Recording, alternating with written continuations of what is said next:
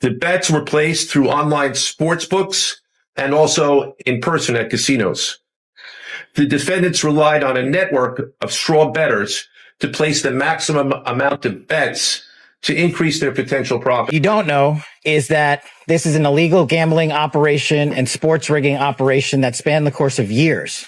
The FBI led a coordinated takedown across 11 states to arrest over 30 individuals today responsible for this case, which is very much ongoing. Hornets, the Portland Trail Blazers, the Los Angeles Lakers, and the Toronto Rangers. Each defendant in the NBA basketball gambling case has been charged with conspiracy to commit wire fraud and conspiracy to commit money laundering. Today, we are here in New York to announce a historic arrest across a wide-sweeping criminal enterprise that envelops both the NBA and La Casa Nostra. Players to score less, rebound less, assist less, using information that was not yet public.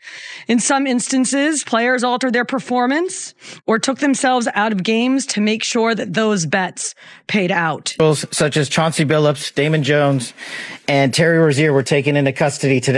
Former, current NBA players and coaches. Look at this shit. You just gave him the signal. He like, nah, I can't even do it. He like, you got to. Can't even do it. The NBA just got hit with a scandal so explosive it makes the Tim Donaghy case look like child's play. Federal agents just raided 11 states in a coordinated FBI takedown. 30 people arrested, and what they uncovered could rewrite everything you thought you knew about pro basketball. We're talking about a secret, years-long gambling and game-rigging operation involving NBA players, coaches, and even organized crime families. From the locker rooms of the Lakers and Hornets to underground poker dens once rented by Travis Scott, this isn't just about betting. It's about betrayal, millions in dirty money, and the biggest threat to the league's credibility in decades. And the craziest part? Some of the names floating around, Kevin Durant, Anthony Edwards, and Chauncey Billups, are sending shockwaves through the entire sports world. None of them are officially charged yet, but the FBI's receipts paint a picture that's messy, incriminating, and getting darker by the hour. It started with a sound the NBA never thought it would hear. The pounding of FBI boots echoing through locker rooms and luxury penthouses. Across 11 states, before sunrise, over 30 arrests went down in what agents are calling one of the largest sport corruption busts in U.S. history. A web of illegal gambling, rigged games, and mob money, all connected to the world's most famous basketball league. Federal agents kicked in doors from Los Angeles to Miami, seizing phones, laptops, and cash-stuffed duffel bags. And by mid-morning, whispers started flying. NBA stars were under surveillance. The names being tossed around weren't bench warmers or rookies. They were franchise players. Kevin Durant, Anthony Edwards, Chauncey Billups. At first, it sounded impossible, like a fan-made conspiracy theory gone viral. But when footage leaked showing armed agents raiding a Manhattan townhouse once rented by rapper Travis Scott, the disbelief turned to panic. What started as a routine gambling probe had blown open something much darker. The feds weren't chasing bookies anymore. They were tracing money trails leading straight into NBA locker rooms. And the headlines only got more chaotic. Mob-linked betting ring exposes NBA players. Federal sting targets coaches and insiders. KD named in FBI documents. Suddenly, every missed shot, every mysterious injury, every suspicious betting swing looked like a clue. The operation had a name, one that sounded straight out of a Scorsese movie, Operation Royal Flush. And trust me, when the FBI plays that hand, someone at the top of the food chain is about to fold. According to court documents and internal briefings, Operation Royal Flush didn't even start with basketball. It began with the Department of Justice tracking an underground poker network tied to the Bonanno and Gambino crime families. Federal analysts noticed something strange, an unusual pattern of online bets connected to multiple professional sports, all linked through encrypted wallets and crypto exchanges registered under fake names. The breakthrough came in late 2023, when an anonymous IRS tip pointed to suspicious transactions involving Terry Rozier of the Miami Heat. The feds followed the money, and what they uncovered made their blood run cold. It wasn't just mobsters or shady gamblers anymore. There were insiders, coaches, trainers, players, people with access to confidential stats and injury reports, all quietly feeding information to criminal syndicates in exchange for kickbacks. When agents finally moved in, they coordinated raids across New York, California, Nevada, Illinois, and North Carolina, a multi-state takedown months in the making. They seized hard drives filled with betting slips, text logs, and encrypted chat messages between NBA staffers and known mafia intermediaries. The deeper they dug, the uglier it got. Inside a $17 million Manhattan townhouse, a luxury property once rented by Travis Scott during his relationship with Kylie Jenner, agents found what looked like a celebrity poker night frozen in time. Champagne bottles, designer chips, and hidden cameras under the tables. Except this wasn't just a game, it was a front. Prosecutors say that home had been transformed into a mob-operated casino where NBA veterans, Hollywood producers, and underworld figures mingled to trade bets and launder money. Investigators found rigged shufflers, marked decks, and hidden scanners capable of transmitting live hands to accomplices outside the building. They even discovered ledgers labeled with coded initials CB, DJ, TR, KG, which agents now believe stand for Chauncey Billups, Damon Jones, Terry Rozier, and Kevin Garnett. By the time the press conference hit national TV, the FBI had already frozen dozens of accounts and confiscated millions in crypto. The operation's lead investigator, Director Patel, called it a modern hybrid of sports manipulation and organized crime. But behind closed doors, even the Bureau admitted this wasn't the end.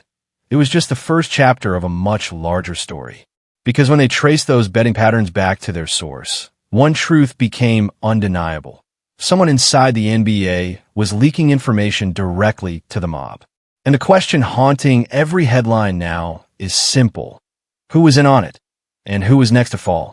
The first domino didn't fall in a casino. It fell on a basketball court, and it started with a limp.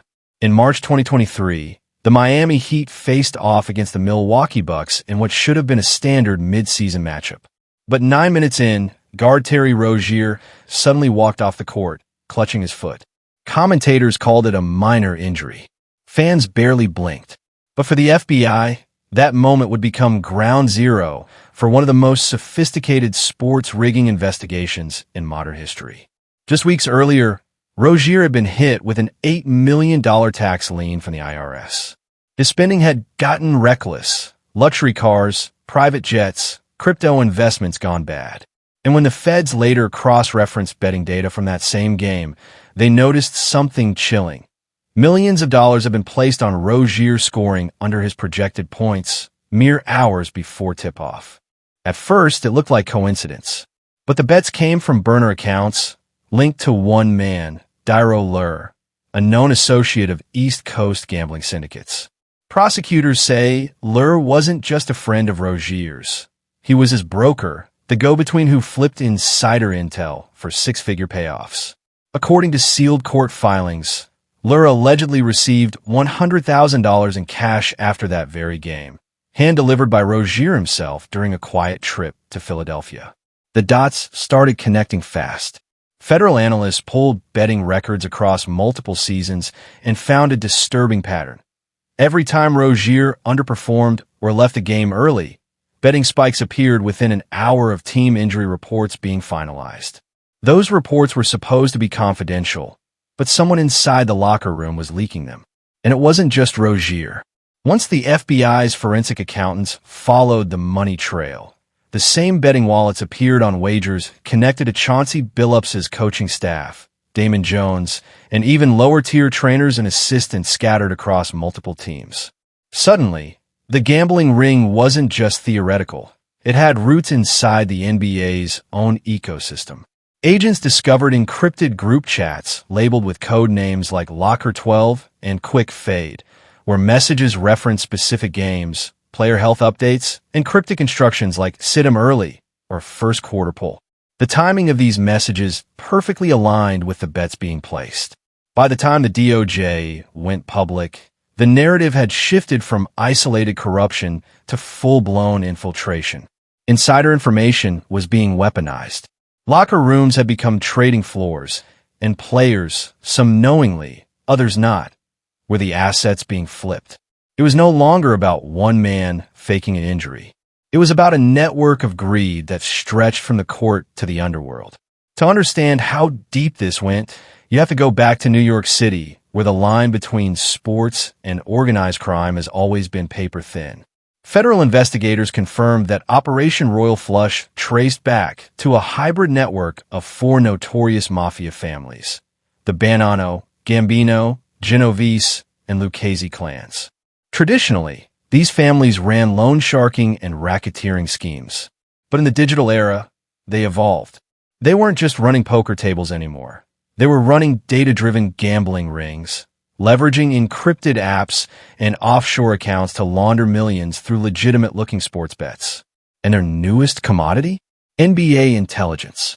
Through player agents, personal trainers, and even club promoters, mob intermediaries gained access to locker room whispers. Everything from late-night injuries to lineup changes. A twisted marketplace emerged, where a sprained ankle could be worth 6 figures if leaked before the morning betting lines adjusted. At the center of it all was a $17 million Manhattan townhouse, a property at 80 Washington Place, tucked discreetly in Greenwich Village. Once a glamorous rental for Travis Scott and Kylie Jenner, it had been quietly transformed into an underground casino after the rapper moved out. What looked like a celebrity hangout from the outside was, in reality, a high-stakes mob operation. The FBI found X-ray poker tables, hidden cameras under felt, and walls lined with digital ledgers tracking transactions between mob figures and special guests. Those guests, often current and former athletes. According to prosecutors, at least 2 retired NBA players, whose names are still under seal, acted as recruiters, bringing in wealthy gamblers and other pros to play at the townhouse. Some nights, poker buy-ins reached $500,000. Other nights, the tables were rigged outright. But the true purpose wasn't just gambling, it was money laundering. Each game served as a clean channel to move funds between crime families and sports insiders. Winnings were paid out through shell companies, and losses were written off as promotional events. It was elegant, invisible, and massively profitable until rival mob crews tried to muscle in. According to witness reports, one night in late 2023, a violent brawl broke out during a high-stakes game. Guns were drawn, chips scattered, and someone smashed the main table in half. When NYPD arrived, the house was empty, but security footage captured enough for the FBI to realize what they were really dealing with. This wasn't just a mob casino. It was a nexus where NBA intel met mafia money. Every time a player tweaked an ankle or left early, someone in that townhouse was cashing out. And when federal agents finally raided the property, they didn't just find poker chips. They found handwritten ledgers filled with cryptic initials and game references. CB, DJ, TR, KG. The Bureau didn't need a decoder. They just uncovered the bridge between basketball and organized crime. From that point on, the question wasn't if the NBA was compromised. It was how high up the rot really went. The moment names like Kevin Durant and Chauncey Billups hit the case files, the story stopped being underground crime. It became a cultural earthquake. By late spring 2024, the FBI had already flagged over 30 suspicious betting surges connected to NBA games. But one name kept reappearing in the digital paper trail: KD, Kevin Durant. Durant, of course, isn't new to controversy online. His habit of cryptic late-night tweets has been meme fuel for years. But investigators noticed something far less random about his activity: a pattern. They found 9 separate instances where KD tweeted vague, trash talk, or insider-style comments within an hour of major betting line shifts on games he wasn't even playing in. For example, on March 2nd, 2024, KD tweeted, "Some dudes can't finish when the pressure hits. Guess they'll be sitting soon." 20 minutes later, the odds on 2 Western Conference games flipped dramatically, specifically bets tied to players rumored to be sitting soon. One of those players? Anthony Edwards. The tweet was brushed off as typical KD banter, until the FBI Cybercrimes Unit subpoenaed FanDuel and DraftKings logs, linking those sudden betting spikes to shell accounts originating from Arizona IP addresses, Durant's home base.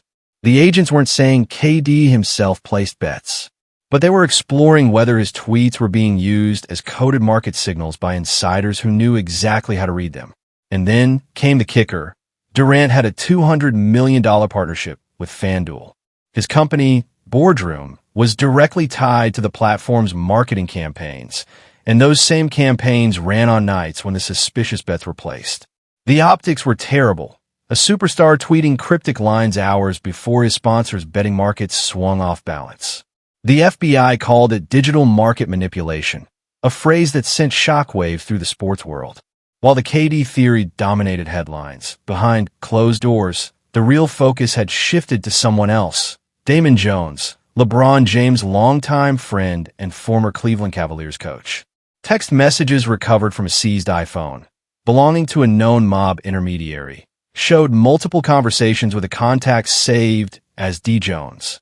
In those messages, Jones allegedly discussed player rest schedules, undisclosed injuries, and locker room dynamics days before they became public. One message, dated December 14th, 2023, read, "LB ankle worse than reported. He'll sit next to. Lock in early." Just hours later, LeBron James missed 2 consecutive games, and betting volumes for his teams under spread had doubled overnight. The Bureau cross-referenced timestamps, and everything matched. The bets weren't random. They were coordinated. Federal agents concluded that Damon Jones had become an unintentional leak hub, a social figure trusted by players, but also surrounded by people who monetized his proximity to superstardom. And then there was Chauncey Billups, the respected Portland Trail Blazers coach whose name appeared in one of the mob ledgers found inside the Manhattan poker townhouse. Under his initials, CB12, were 2 payments marked tip-off and quick fade. Federal investigators believe those codes referred to early injury tips and lineup changes, info that can swing millions in betting outcomes. Billups hasn't been charged, but the implication was devastating. A Hall of Famer, a respected coach, caught in the gray zone between trust and exploitation. When reporters confronted him during a post-game presser, Billups looked shaken. He said, "Man, I don't know nothing about that. I'm focused on basketball, not rumors." But the silence that followed in the room said everything. For the NBA, this wasn't about a few shady bets anymore. It was about influence, access, and how even the league's cleanest faces could be unknowingly complicit in the mob's money-making machinery. And just when the heat was at its peak, Anthony Edwards limped off the court, and the whole internet lost its mind. It was April 11th, 2024, a Friday night game between the Timberwolves and the Nuggets. The cameras caught it in full HD. Anthony Edwards driving hard to the rim, landing awkwardly, and suddenly clutching his knee. At first, it looked routine, a bad step, a quick sub, nothing more. But social media exploded within minutes. Because hours earlier, multiple high-value FanDuel bets had been placed on Edwards scoring under 20 points. A bet that, by coincidence or calculation, hit perfectly when he left the game early. Federal agents monitoring betting anomalies had been watching this exact game in real time.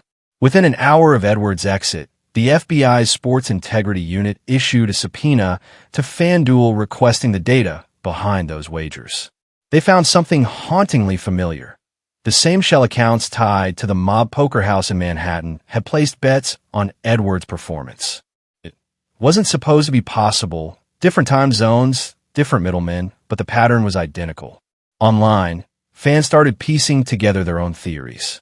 TikToks analyzed Edwards' body language, pointing out how he looked nervous during warm-ups and kept glancing toward the bench before tip-off.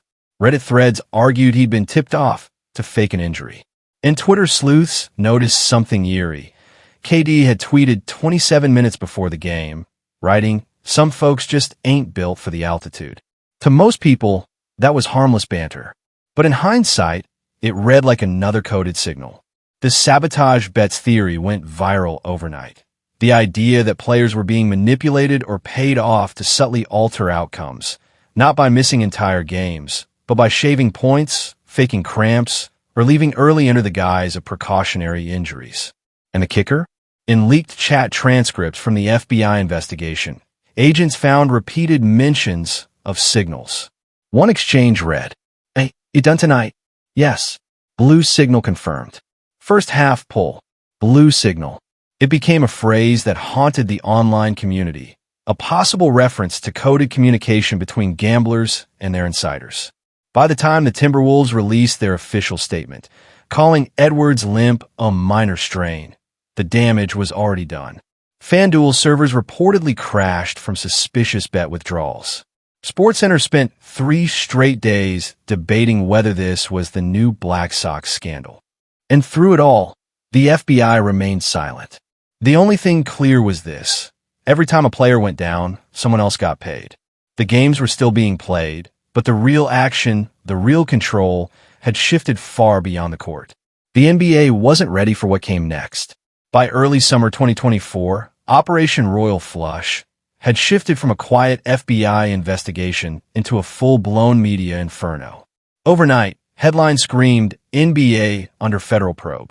Inside the league's Manhattan headquarters, Commissioner Adam Silver convened an emergency summit. Executives, lawyers, PR teams, all scrambling to contain the fallout. Cameras caught Silver's calm, composed demeanor at the podium. He called it an isolated integrity review and assured fans the league was cooperating fully. But behind closed doors, it was chaos. According to insiders, Silver had been briefed days earlier on confidential FBI findings. Player phones tapped, locker rooms under surveillance, and private emails showing team staff leaking intel to gambling middlemen. The so-called isolated review was, in truth, a firestorm spreading through half the league. Teams were ordered into immediate communication lockdowns.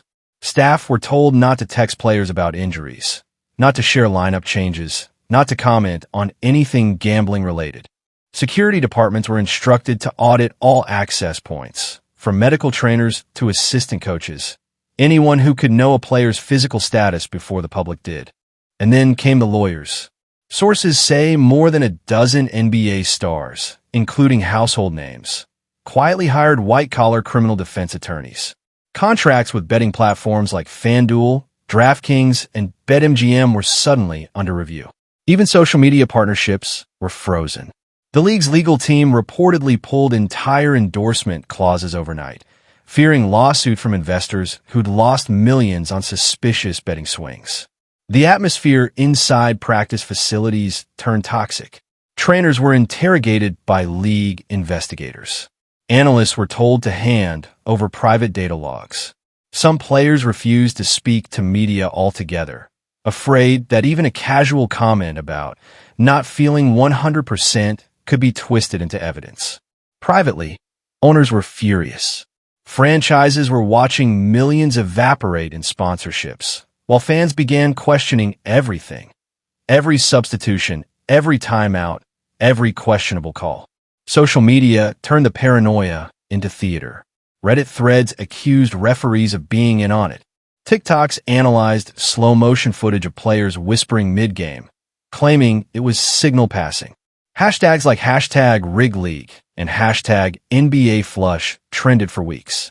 And then there was the Players Union. Sources say NBPA leaders met with federal officials demanding clarity. They wanted to know which players were under surveillance and whether the league had been warned earlier. That meeting reportedly ended in shouting. For the first time in decades, the NBA's public trust was collapsing in real time. The sport that built its brand on heroism and authenticity was suddenly being compared to Wall Street, Washington, and Vegas, places where corruption isn't a surprise, it's an expectation. Even Adam Silver's inner circle began fracturing. Some executives wanted full transparency. Others demanded total secrecy until indictments dropped.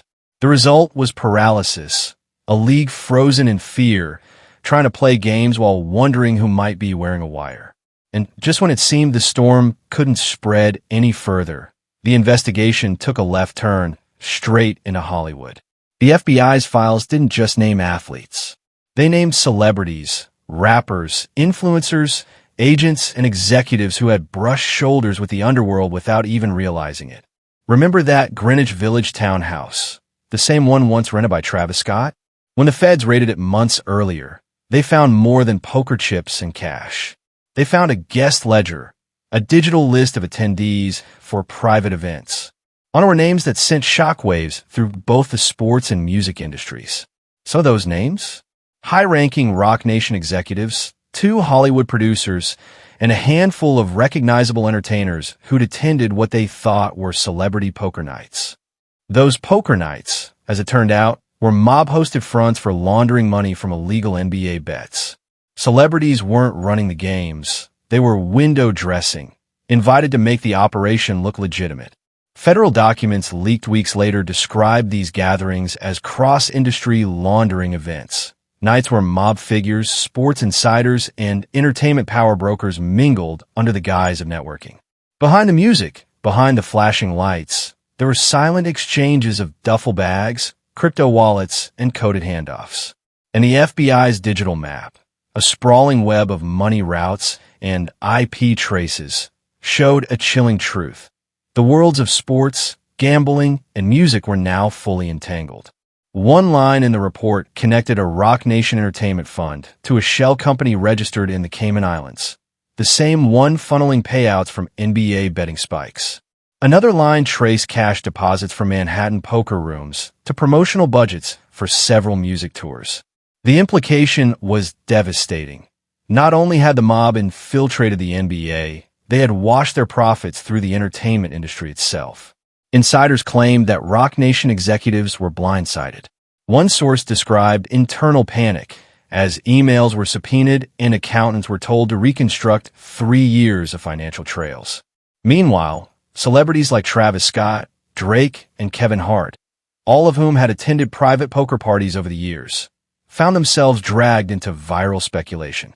Fan blogs accused them of playing with mob money, even though no evidence suggested their involvement.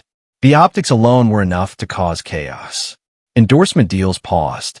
Brand partnerships quietly dissolved. Hollywood gossip outlets ran with headlines like, "The House always wins," and the FBI knows who was at the table. It didn't matter who was innocent. The lines between industries had blurred beyond repair. The same network funding halftime show performers was now under scrutiny for laundering mob profits. The same platforms paying NBA stars for gambling ads were being raided for financial data. By the end of the summer, one thing had become painfully clear. This wasn't just a basketball scandal. It was a cultural contagion. From locker rooms to luxury penthouses, from NBA arenas to Rock Nation boardrooms, the same dirty money was circulating through America's most glamorous institutions, hidden in plain sight, wrapped in fame, and protected by silence.